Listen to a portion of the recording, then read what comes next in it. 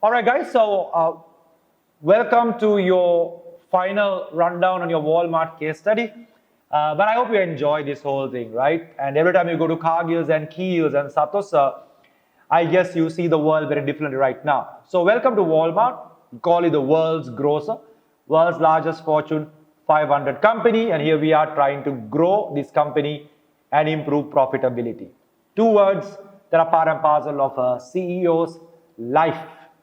So what's happening right now, guys, is you're learning to think strategically. So some of the comments you are hearing from me and our team on the work you do is to say, hey, the point you're making is more operational. Try to get to a more strategic level. What is strategic? The insights and the issues that are impactful to a wider part of the company. So it's not about a little nut and a bolt or a shelf that is in the wrong place in the supermarket, but we are looking at more strategic issues. It's not about the color and the look of your website, but it's about how well it's integrated, how far it's personalized, what degree of cloud computing is behind that website so that it can grow stably and securedly. So more you read about this, you will get your strategic brain working, and that's what's going to grow over the years, and you might be sitting down making big decisions, right? So I hope this slide stays with you even after this exercise. So this is our full list of audits. One or two missing. It's consciously missing because there are so many audits, guys, you can add, put in. You know clearly LOHA segmentation is not here because we keep it out for some of you who are capable to handle it, to bring it in. Obviously, you take a choice between your 6 pages. What are your priorities? Some things are not an option. Pestle, macro, micro, FIFOs. I mean, those are fundamentals in any audit at any level, right? So those are obvious, but some conscious calls are to make that you don't miss. For example, your uncertainty analysis, VUCA audit cannot be missed. Your value chain analysis cannot be missed because you know this is a manufacturing, sourcing, selling type of company, right? Your digital capability audit cannot be missed, you know that. Your risk audit cannot be missed, you know that. Your vision audit under strategic intent cannot be missed because you know that there is a question, right? So some of that is common sense that you cannot miss certain things. Now that most of you have put your analysis in, you are able to figure out, hey, is this a good idea or a bad idea type of thing. But you will take some calls based on your recommendations in task 2 as well. If you think a reputation audit is critical, because I generally do that all the time, because you're going to suggest something on those lines, then you better have an audit along that, right? If you don't have a blood report, you can't go and give medicine for filaria or, I don't know, dengue. So likewise, right? Be smart, guys, all right? Of course, you can ask for help. So you guys know for the 6th page, there's a detailed video. Support is there, so please use it. So to get up to speed, there are 2 slides, especially the ones who are not good at reading, doing background studies. 2 videos to watch. One is about the future of retail. Now, do not bring all of this to the assignment, right? Because this is for your general knowledge to go get up to speed. From a local point of view, I guess you've gone through these links. A very good transformation of retail is what Kiehl's did well before COVID. Hats off. Lucky to them. They have now Kiehl's fully operational under the new outlook, the transformation they went through. Interesting things to read about, the investments they've made. You got to look at this with the annual report to see how much they spent, because there is a financial impact of all of that. So here's a local example to see some degree, but obviously online they are almost an infant at the moment, slowly moving forward, trying to get that piece right. Here's the overall outlook, right, on the food and grocery. It's going to be a 13 trillion industry and it's going to grow at 30%. So please understand this. So the world is 13 trillion. So a trillion is 1,000, billion is 1 trillion. So you can see the number of times, but still we are really big, right? From a world you can imagine how much market share we are having at the moment. So that's a big picture to understand. You can bring this all the time. Massive market. Second point that you have to be appreciative is Asia is going to be half of it. Can you believe it? You and I are part of Asia, of course, India, China included. And now you understand why Sri Lanka is in such a strategic position to make most out of this growing market in everything we do, right? With China and India, we are right at the edge of these two big 3 billion population. And that's going to be growing at 42%, right? So while US, Europe is big, growth's going to come from Asia. And Asia is complicated, right? I hope you appreciate that. China and India, they both got $1 billion plus, but they're very different. One is a democracy, other one is autocracy, right? So you got to bring these in when you're doing market analysis. One country runs predominantly on a very rural economy and growth is slow, whereas China is propelling. On the other hand, in this business, 72% is food and grocery. We can't forget that. Across the world, some markets almost 80%, like India. So simplify this, right? Understand what this is all about. And in the biggest markets in the world, it's still convenience stores. 60% comes from small kades, small groceries, not from these fancy supermarkets, Cargill, Skills, Walmart, Carrefour, Tesco, etc. So get a good grip of this. Get realistic.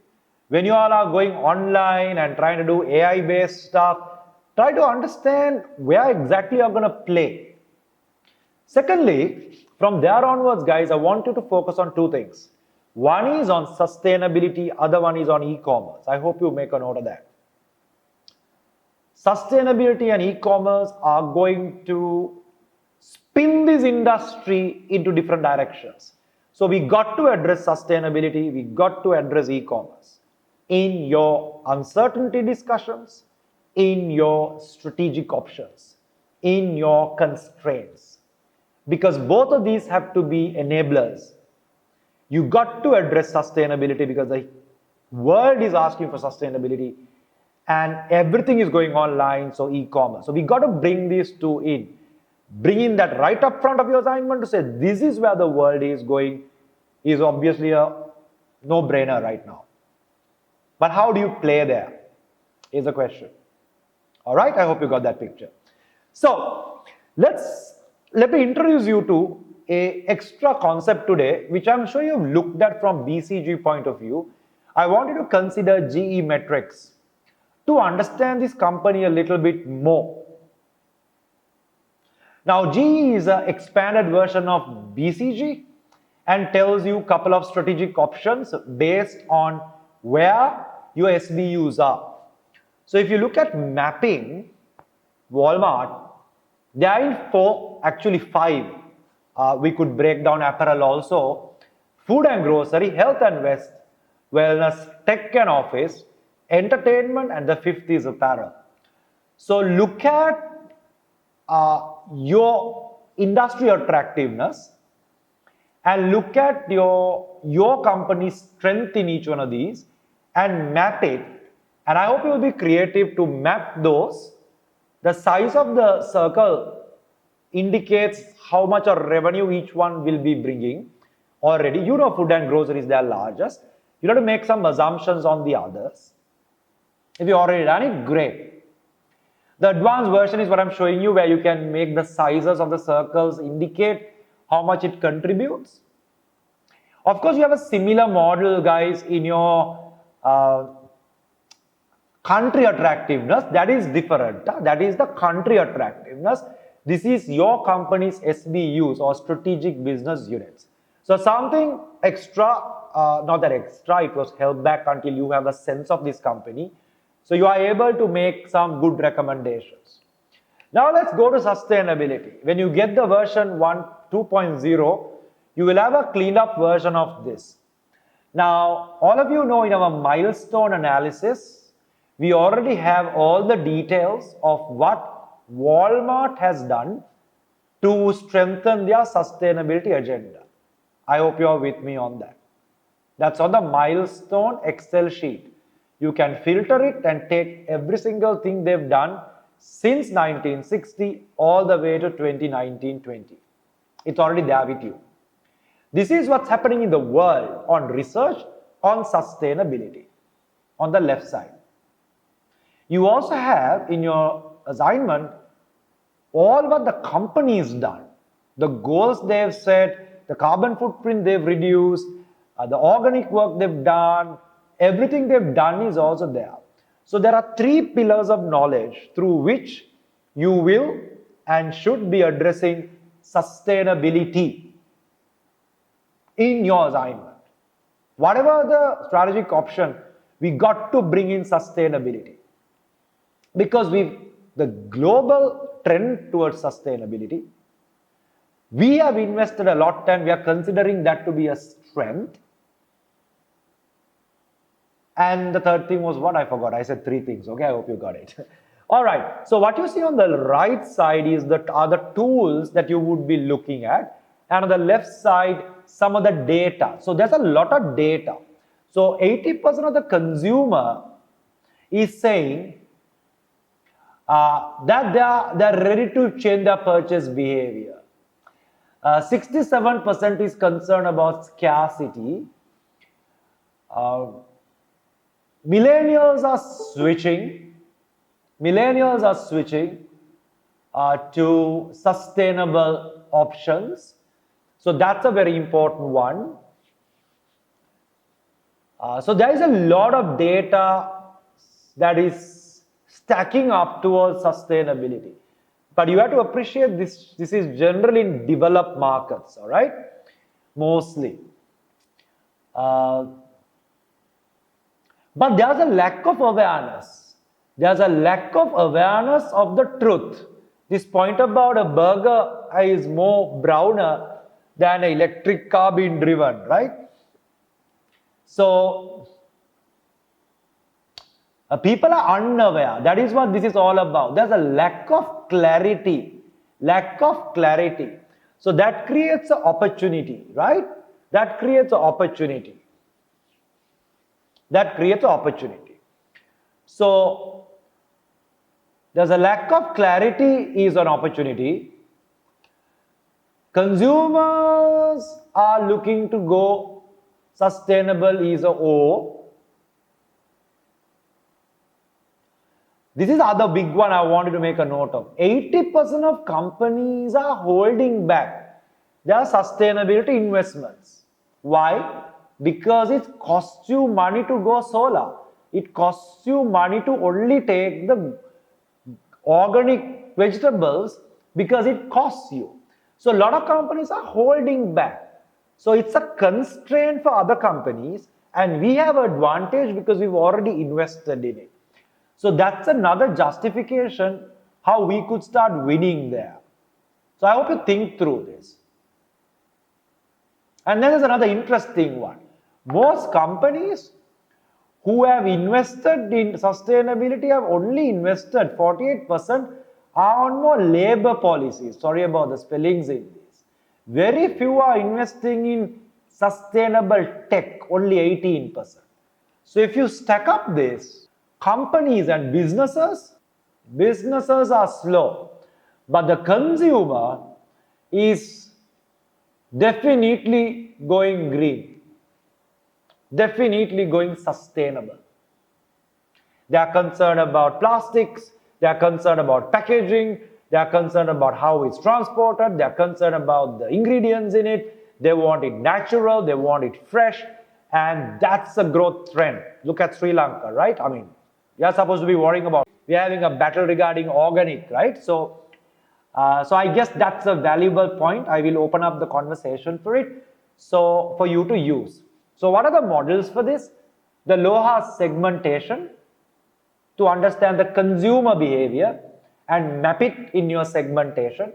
You have to segment the consumer, right?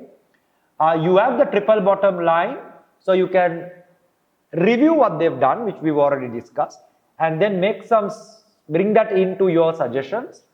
This is called the LCA, which is introduce to you today life cycle analysis. Life cycle analysis from growing, production, manufacturing, packaging, transporting, how the overall life cycle has and should get greener with regard to what Walmart is also doing. So you could bring that concept in and you could use that also as an analytical tool in your 6 pages. The ones who are now a little ahead of the game. Otherwise, if you already tried to figure out what is happening in my life and I'm about to jump out of a building, don't try these out, right? Without these also, you can still manage to pass. But this is the real game, okay? So, LOHA's consumer segmentation, what's the overall people, planet, profit, and overall life cycle. Today, how do you recycle half of the polythene plastic wrapping that is going into the market because of grocery shopping? And then with that, you could bring a cost-related marketing approach, like what Kiehl's is doing for all the wasted plastics and stuff. So that's the game plan, but the whole point is by doing this, it should drive growth or profitability. It should drive growth or profitability. So that's the piece for you to think through. When the slide deck also comes, you'll have some support and we'll talk about it in a minute, right? If customers do different types of behaviors and become greener, will that help the supermarket to reduce their cost? Will that help the supermarket to reduce their cost? Okay? Will that help the supermarket to increase their revenue because the customers will pay you X percentage more because you are greener? So every one who walks in, your basket value goes higher. As you see, if the LOHA segment comes in, they pay more for greener products. But how big is that segment? How much would they pay type of conversation is what we will have to bring to the table. So we'll come back to this in a little while, guys, right?